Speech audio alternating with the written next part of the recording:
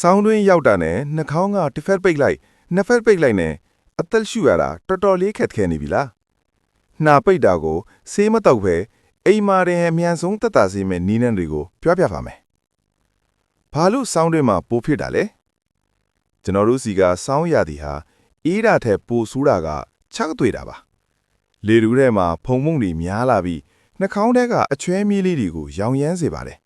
ဒါကြောင့်နှာခေါင်းကပိတ်လာတာပါအမြန်ဆုံးတက်တာစေမဲ့နီးလဲ9တွေကိုပြောပြမယ်။ဘာလို့ပိတ်တာလဲဆိုတော့တဲ့နှာခေါင်းထဲကမြူကိုဆာလို့ခေါ်တဲ့တစ်ရှူးလေးတွေက virus ဒါမှမဟုတ်ဖုံမုံတွေကြောင့်ရောက်ရမ်းလာလို့ပါ။အချွဲတွေလည်းအများကြီးထွက်လာပါတယ်။ဒါကိုတက်တာဟုတ်ပထမဆုံးအဆင့်ကနှစ်ညစ်နီးအမှန်တိဟိုပါ။လူတိုင်းလုံနေကြအမှားကနှာခေါင်းနှစ်ဖက်လုံးပိတ်ပြီးအသင်းညစ်ထောက်တာပါ။ဒါဟာအချွဲတွေကိုအတွင်းဘက်တွန်းပို့တယ်လို့ထင်ပြီးနားကိုဒုက္ခပေးပါတယ်။နီးမှန်က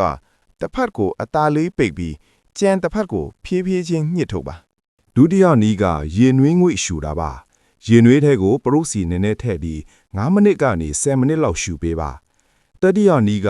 saline nasal wash ပါ။စားရည်ကို 20cc ဆေးထိုးပြုံနဲ့နှာခေါင်းတစ်ဖက်ထဲထည့်လိုက်ရင်ကြံတစ်ဖက်ကထွက်လာပါလိမ့်မယ်။ဒါဟာအချွဲတွေကိုဖယ်ရှားဖို့အထီအောက်ဆုံးပါပဲ။အိတ်လေအခါမှာတော့ခေါင်းကိုမြင့်အိတ်ပါမတ်မတ်နေတာကနှာပိတ်တာကိုတတ်တာစေပါတယ်နောက်ဆုံးသတိထားရမှာကနှာခေါင်းဖျန်းစေးတွေပါ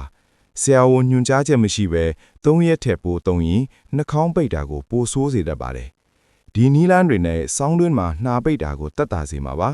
ကျမ်းမာရေးဘူးတူတာတွေအတွက်အာရောဂျန်ကို follow လုပ်ထားနော်အားလုံးပဲကျမ်းမာကြပါစေ